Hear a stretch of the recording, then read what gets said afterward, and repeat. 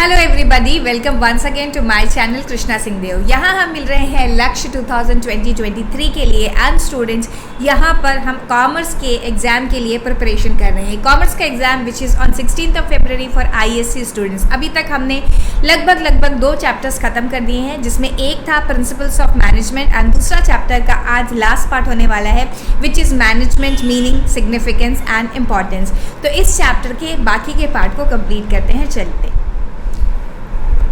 So here you can see this is what we have studied in the previous classes. What is the meaning of management? एक छोटा सा हम brief सा revision कर लेते हैं.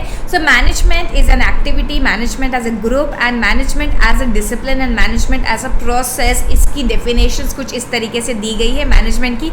बहुत simple definition अगर बोले तो management is getting work done through others. Okay, so meaning of management हमने ये पढ़ा था, जिसको हम आगे डिटेल में भी पढ़ने वाले हैं. फिर उसके बाद ये मेरे पेन को क्या हो रहा है, फिर उसके बाद हमने देखा था कि मैनेजमेंट के अंदर अगर हम बात करें what are the characteristics of management या फीचर्स ऑफ मैनेजमेंट, जिसको कि हमने कीवर्ड्स के साथ प्रीवियस क्लासेस में किया था. Management is goal oriented, management is universal. हमेशा मैनेजमेंट किस लिए किया जाता है? गोल उद्देश्य रखा जाता है, उसको अचीव करने के लिए मैनेजमेंट किया जाता है. Management is result oriented process. It is universal. Whatever level of management it is, whether it is top level of management, middle level of management और supervisory level of management, हर एक को management की ज़रूरत पड़ती है. एंड उनके लिए चाहे वो ऑर्गेनाइजेशन प्रॉफिट मेकिंग ऑर्गेनाइजेशन हो, non for profit making organisation हो, सबको मैनेजमेंट की ज़रूरत होती है. It's a group activity. Group activity मतलब जितने भी मैनेजर्स हैं, जिनका मैंने अभी आपको उदाहरण दिया था, जैसे कि top level of managers, middle level of management and supervisory level of management, सबके ग्रुप को कलेक्टिवली भी हम मैनेजमेंट बोलते हैं. It is system of authority. यहाँ पे authority and responsibility relationship establish किया जाता है, because when you want to get the work done through others. तो ऑब्वियसली यहाँ पे एक रेगुलेशंस की बात करेंगे, यहाँ पे अथॉरिटी सेट करने की बात करेंगे, तो that is a work of management. Management is a social process. Why it is called considered as a social process? Because यहाँ पर हम जिसके साथ कंसर्न है वो है ह्यूमन बीइंग, या फिर जिसे हम बोलते हैं human resource of your organisation. तो आप ह्यूमन रिसोर्स ऑफ ऑर्गेनाइजेशन के साथ डील कर रहे हैं, इसीलिए this is considered to be social process also. It's a dynamic function. Why dynamic function? हमने जो इसके पहले चैप्टर कंप्लीट कर लिया, उसमें हमने देखा अभी कि मैनेजमेंट किसके साथ डील करता है. Management is actually dealing with the human being, जिनका कि बिहेवियर हर समय चेंज होता रहता है. And management has to deal with many other factors which are external to the organisation, जो कि आप बिजनेस एनवायरमेंट में पढ़ते हैं. अगर मैं कंपोनेंट्स याद दिलाऊं आपको बिजनेस एनवायरनमेंट के क्या क्या कंपोनेंट्स है, सो पॉलिटिकल, सोशल, टेक्नोलॉजिकल, तो इतने सारे कंपोनेंट्स भी इसके ऊपर इंपैक्ट कर रहे होते हैं. तो management is a very dynamic and versatile process. अगर बात करें management is science or art, management is actually both. Management is science. Why? Because management is based on the cause and effect relationship. Management is based on the experiment. And why it is art? Because it is majorly dependent on the skill of managers. It's a distinct activity. It is intangible, matlab it cannot be seen, and it is intangible force also. Okay, so these are all characteristics of management, जिनको हमने काफ़ी detail में with the keywords in previous class कर लिया था. इसके बाद आज जो हम काम शुरू कर रहे हैं, यहाँ से हो रही है आज की क्लास शुरू. सबसे पहले हम देखेंगे नेचर ऑफ मैनेजमेंट के अंदर management is considered as science also. अगर मैं ये है मेरे सामने SQP ऑफ दिस ईयर, जिसकी मेरी हार्ड कॉपी मेरे सामने है, यहाँ पर क्वेश्चन नंबर आपको दिखाई देगा 7 from section B. Explain any 4 function, sorry, question number 6 आपको दिखाई देगा which is explain the need of principle of management, वो जो प्रीवियस चैप्टर से था. देन इसके पहले क्वेश्चन नंबर 5 जो है सेक्शन बी का, why is management considered an art. 4 number के लिए ये क्वेश्चन आया, इतना सिंपल है, बस इसके बाद ही हम करेंगे. तो management as science, management as art, management as a profession, ये सारी चीज़ें आप बहुत अच्छे से पढ़ लीजिएगा स्टूडेंट्स, क्योंकि इसके ऊपर बेस MCQ भी दिखाई दे सकते हैं एंड इसके ऊपर बेस आपको ऐसे क्वेश्चन भी दिखाई दे सकते हैं, जैसे मैंने अभी आपको बताया 4 नंबर के लिए ये क्वेश्चन आया हुआ है. So management as a science, why it is considered as a science? तो यहाँ पर आपको कौन से पॉइंटर्स लिख के आने हैं? It is systematized body of knowledge. जब भी हम मैनेजमेंट की बात करें तो मैनेजमेंट एज अ डिसिप्लिन भी हमने देखा हुआ है कि एज अ डिसिप्लिन मैनेजमेंट में क्या पढ़ा जाता है. Management is a body of knowledge. Okay, तो सिस्टमैटाइज्ड बॉडी ऑफ नॉलेज है, जहाँ पे हम psychology, sociology, physiology and from the economics and commerce, बहुत सारी चीज़ें लेते हैं और पढ़ते हैं, ऑल टुगेदर उनका कॉम्बिनेशन है management. So it is systematize body of knowledge. हमने देखा है various business schools are there जहाँ पे मैनेजमेंट पढ़ाया जाता है. हमारे पास इंस्टीट्यूट ऑफ मैनेजमेंट है लाइक IIT IIMs है जहाँ पे मैनेजमेंट पढ़ाया जाता है. तो management is a systematic body of knowledge. यहाँ पे सारी की सारी चीज़ें ऑब्जर्वेशन एंड एक्सपेरिमेंट से करी जाती हैं, जैसे कि हमने आगे वाले चैप्टर में देखा है कि principles of management are also laid down by observation and experiment. Then management has a universal validity of principle. So ये सारे पॉइंट्स एक्चुअली कर क्या रहे हैं, ये सारे पॉइंट्स प्रूव कर रहे हैं that management is a science. क्योंकि हम जब भी साइंस की बात करेंगे, साइंस होता है एक सिस्टमैटाइज बॉडी ऑफ नॉलेज. तो management proves that right. Then observation and experiment. अगर हम एक्चुअल साइंसेस की बात करें, जनरल साइंसेस की बात करें, तो वहाँ पे लेबॉर्टरी होती है, वहाँ जाके ऑब्जर्वेशन होते हैं, एक्सपेरिमेंट होते हैं. ये भी एक तरीके का साइंस ही है, बट यहाँ लेबॉर्टरी क्या है, general life is the laboratory, जहाँ पर ह्यूमन बीइंग के बिहेवियर को क्या करते हैं, क्योंकि management is a social science का एक पार्ट है. यहाँ पे हम ह्यूमन बीइंग के बिहेवियर को देखते हैं, अलग अलग सिचुएशन में कैसे लोग बिहेव करेंगे, अलग अलग सिचुएशन में कैसे स्टेप्स ऑर्गेनाइजेशन उठाने चाहिए, इन सारी चीज़ों की एक्सपेरिमेंट एंड ऑब्जर्वेशन किया जाएगा.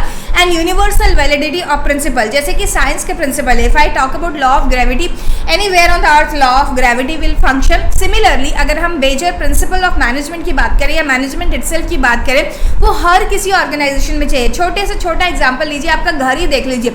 अगर वहाँ पे कोई मैनेजमेंट नहीं हो, किसी भी चीज़ को रखने की कोई फिक्स जगह नहीं हो, तो सोचो कितनी क्योटिक सिचुएशन हमारे घर में हो जाएगी कि हम रोज सुबह उठकर ढूंढ रहे हैं कि चीज़ें कहाँ रखी हुई हैं. सो वहाँ पर भी मैनेजमेंट लगता है. तो ऑब्वियसली ऑर्गेनाइजेशन कितनी भी छोटी हो, हर जगह मैनेजमेंट की जरूरत है. That also proves that management is a science. Then cause and effect relationship, हमेशा साइंस की एक कैरेक्टरिस्टिक होती है कि यहाँ पे cause and effect relationship establish किया जाता है. Same is with the management. Management establishes cause and effect relationship. जैसे कि नेक्स्ट चैप्टर में जो हमने इसके पहले कर लिया है, सीक्वेंस वाइज हम उल्टा चल रहे हैं. हमने पहले प्रिंसिपल ऑफ मैनेजमेंट का चैप्टर कंप्लीट कर लिया. वहाँ देखा कि हम अगर किसी प्रिंसिपल ऑफ मैनेजमेंट को फॉलो करते हैं तो उसके क्या बेनिफिट होते हैं, और अगर उसको वायलेट करते हैं तो क्या उसके हम लोगों को इल इफेक्ट दिखाई देते हैं. This is management as a science. अगर इसके ऊपर आपको क्वेश्चन पूछा जाए 4 या 5 नंबर का क्वेश्चन जैसे कि आ सकता है, तो आपको इस तरीके से ये पॉइंटर्स लिख के आने. एंड एक और बात बच्चों, मैं आपको बहुत ज़्यादा इम्फेसाइज करके बोल रही हूँ बार बार, जो हेडर्स हैं आपको सिर्फ और सिर्फ CB गुप्ता सर की बुक से ही लिखने हैं. यही बुक ISC बोर्ड में चलती है और इसी बुक के हेड पॉइंट्स आप लिख के आइए. मैंने आपको पहले भी एक वीडियो बनाया था और उसमें बोला था कि आपको कोई भी दूसरी बुक और कोई भी दूसरे सैम्पल पेपर्स ऐसे फॉलो मत करिए जहां पर बुक की हेडिंग्स नहीं लिखी हुई है, क्योंकि आपके सामने काफ़ी दिक्कत पेश आ सकती है अगर आप बुक की हेडिंग नहीं लिखेंगे. ऐसा भी सुना गया है कई केसेस में teachers go for correction, they have told कि अंदर जो मटीरियल लिखा हुआ है उसको पढ़ा भी नहीं जाएगा. अगर आपकी हेडिंग रॉन्ग है तो आपको वहीं पर क्रॉस मार्क मिल जाएगा एंड टीचर आगे बढ़ जाएगा. तो ऑब्वियसली आप ऐसा नहीं चाहते होंगे अपने लिए, तो आप वही हेडिंग्स कोट करिए जो कि बुक में लिखी हुई है. एंड बार बार आपको पढ़ना है, क्योंकि नेचर, ऑब्जेक्टिव एंड सिग्निफिकेंस, ये सारी चीज़ें ऐसी है जो आपको कंफ्यूज कर सकती है. चलिए, going back to the topic and हम लोग जा रहे हैं अब नेक्स्ट टॉपिक के ऊपर, मैनेजमेंट एज एन आर्ट, जिसका कि क्वेश्चन भी आया हुआ है. मैनेजमेंट एज एन आर्ट अगर हमको जस्टिफाई करना है, why management is considered to be an art. So practical knowledge, यहाँ पे प्रैक्टिकल नॉलेज क्यों होता है, क्योंकि सारे के सारे मैनेजर्स जो हैं वो जो जनरल प्रिंसिपल ऑफ मैनेजमेंट है उनको तो फॉलो करते ही हैं, साथ ही साथ वो अपना खुद का खुद की प्रैक्टिस भी करते हैं मैनेजमेंट की. तो management is a skill actually. तो मैनेजमेंट की स्किल के लिए प्रैक्टिकल नॉलेज होना बहुत ज़रूरी है. मैंने कोई पढ़ाई करी और मैं उसको प्रैक्टिस करने लगी मतलब कि रियल वर्ल्ड में with the real people you are practising. So it's a practical knowledge, it's a personal skill. कौन सा रूल कहाँ लगाना है, कितना स्ट्रिक्टनेस फॉलो करनी है, कितनी लिबरल होना है, ये सारी चीज़ें हमें पर्सनल स्किल से पता चलती है. और यहाँ पे मैनेजर्स की पर्सनल स्किल काम आती है, जो कि किसी भी आर्ट की एक कैरेक्टरिस्टिक है. एंड यहाँ पे परफेक्शन थ्रू प्रैक्टिस आता है. जैसे कि आप किसी भी पेंटर के बारे में सोच लीजिए, सिंगर के बारे में सोच लीजिए, प्लेयर के बारे में सोच लीजिए, जितनी ज़्यादा वो प्रैक्टिस करेंगे उतने ज़्यादा परफेक्ट होते जाएंगे.